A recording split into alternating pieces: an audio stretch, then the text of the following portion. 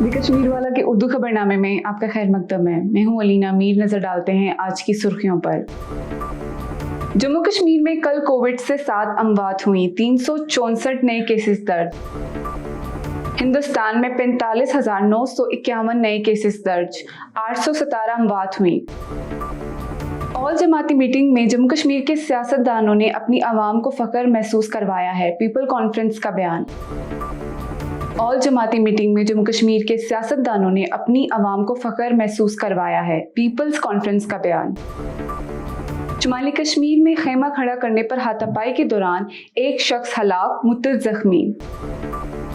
Jammu Kashmir high court نے سید علی گیلانی کے ساتھی کی نظر بندی کو کالعدم قرار دیتے ہوئے پولیس کو ہدایت کی کہ وہ اسے رہا کرے۔ وسطی کشمیر میں 75 سالہ خاتون نے خودکشی کی۔ خبریں تفصیل سے۔ جموں کشمیر میں کل 364 نئے کووڈ-19 کے کیسز رپورٹ ہوئے، جبکہ 7 مزید افراد کل پچھلے 24 گھنٹوں کے دوران اس وائرس سے دم توڑ گئے۔ حکام نے بتایا کہ تازہ ترین کیسوں میں سے 139 جموں ڈویژن سے اور 215 وادی کشمیر سے رپورٹ ہوئے ہیں۔ اموات کے بارے میں انہوں نے بتایا کہ 4 وادی کشمیر سے اور 3 جموں ڈویژن سے رپورٹ ہوئے ہیں، جس سے ہلاکتوں کی کل تعداد 4323 ہو گئی ہے۔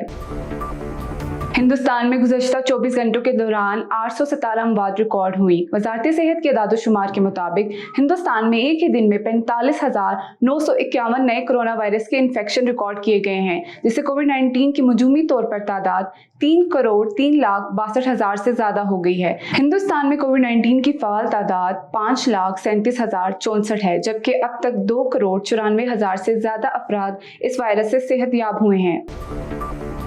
پیپلز کانفرنس کے چیئرمین سجاد غنی لون نے آج کہا کہ 24 جون کو نئی دلی میں حال ہی میں ہونے والی آل پارٹی میٹنگ میں شریک تمام لیڈرز نے جموں کشمیر کے لوگوں کو فخر محسوس کروایا۔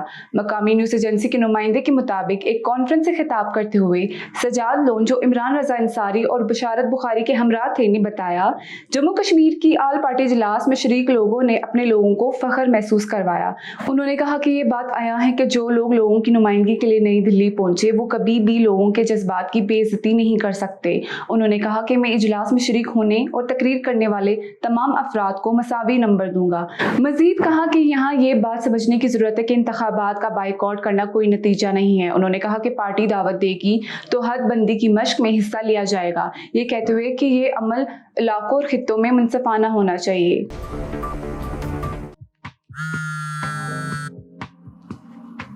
ہلو، ہائی سر، آپ کا فوٹو پرنٹ تیار ہے، آپ اسٹوڈیو آ کے اسے پک اپ کر سکتے ہیں۔ Okay, thank you. No worries. کیا ہوا جناب؟ اتنے چھوٹے سے کام کے لیے اپنے آفس سے نہیں نکلنا چاہتے نا؟ ڈاؤن لوڈ کیجیے فاسٹ ویٹل ایپ اپنے پیکیجز کو کہیں سے بھی پک اپ یا ڈیلیور کروانے کے لیے۔ پہلے پک اپ ایڈریس فیڈ کریں اور پھر ٹائم اور ڈیٹ، پیکیج کے وزن اور سائز کے حساب سے وہیکل چوز کریں۔ اس کے بعد ڈیلیوری ایڈریس اور پیمنٹ موڈ چوز کر کے آرڈر پلیس کریں۔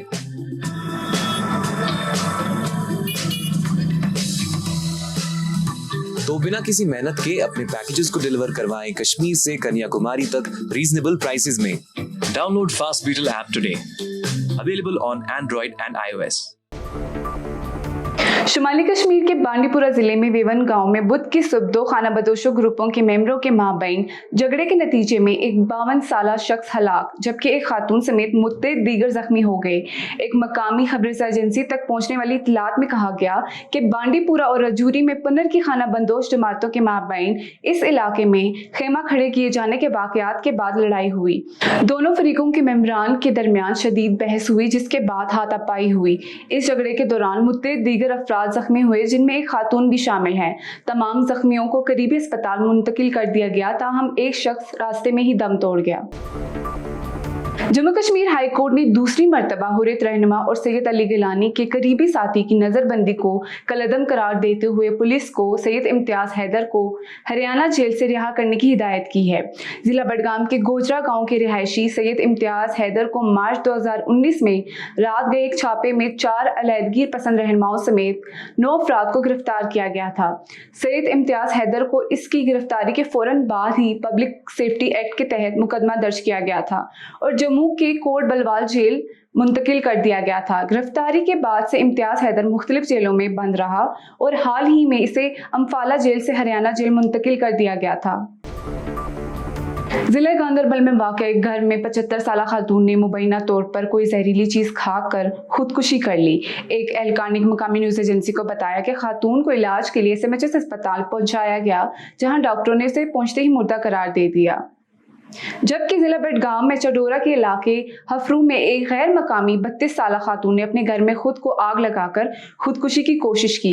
ज़राए ने मकामी न्यूज़ एजेंसी को बताया कि खातून को फौरी तौर पर करीबी अस्पताल मुंतकिल किया गया। अहदेदार ने बताया कि पुलिस ने मामले की तहकीकात शुरू कर दी है।